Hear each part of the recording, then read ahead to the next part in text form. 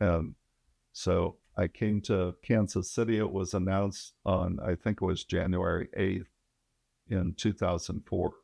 And I came to the Archdiocese. I was welcomed here at a massive welcome on March the 19th, which is the feast of St. Joseph, husband of Mary, um, as the new coadjutor to assist Archbishop Keller at that time with the Archdiocese, but with the understanding that within probably a year's time, I would assume the responsibilities. Archbishop Keller's retirement would be accepted by the Holy Father. And so that was a whole new chapter opened up. And, one of the things that I never thought that I would ever necessarily meet a pope. Well, I've wound up meeting three of them now. And I had several encounters with Pope John Paul. During my time as an auxiliary bishop, he came and made a pastoral visit to St. Louis. I was able to celebrate on a couple of occasions Mass in his private chapel in Rome. It was amazing. And then he was succeeded, of course, by Pope Benedict. Again, someone that I have incredible admiration for, incredible teacher, and so articulate in terms of being able to express what it is we believe and why we believe it.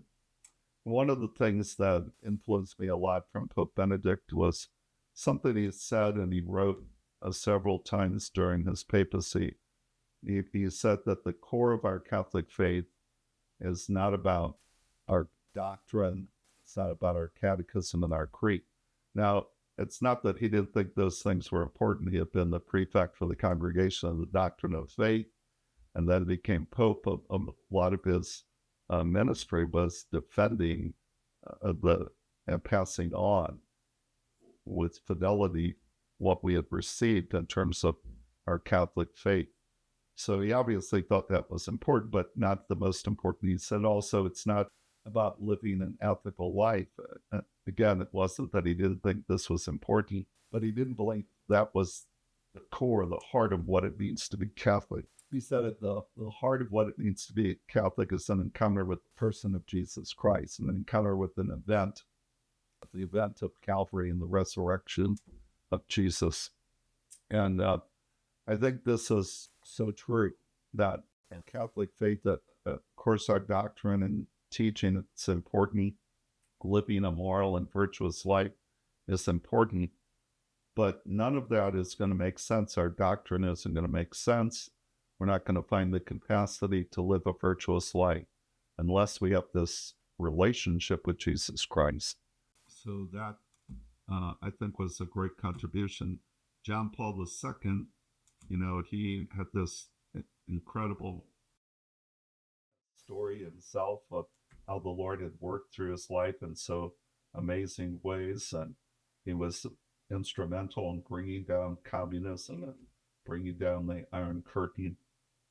But he also had this great passion for the sacredness of human life. He wrote this powerful encyclical, The Gospel of Life. And again, I was tremendously influenced by him. This great catechesis he gave on human sexuality and authentic love, the theology of the body, as it's been termed, which was a series of catechesis that he gave at his Wednesday audiences. And now, I've served under the third Pope as a bishop, Pope Francis, and I've had the opportunity on a couple of occasions to meet him and made an ad limina visit with him, which is it's supposed to be every 5 years that every bishop goes to Rome, and before visiting Rome, he presents a description of the life of the church in his particular part of the world. It goes to the Pope and the different dicasteries, different offices that assist him with his leadership of the Universal Church. And part of that, it's called ad limina, which means to the threshold, because part of that time is praying at the threshold of the tombs of the great apostles, the great bishops, Peter and Paul. But there's always a time to meet with the successor of Peter. and to spend time with the Holy Father, for him to instruct us. Bishops from the United States is so large, we go by regions. So I'm part of the region of Kansas, Missouri, Iowa, and Nebraska. And he would meet with us, and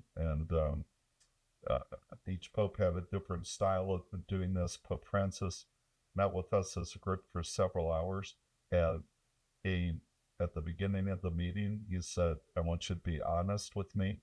He said, I want you to, if you have any questions, any criticisms, to feel free to make those. That's the only way this conversation is going to be fruitful and meaningful.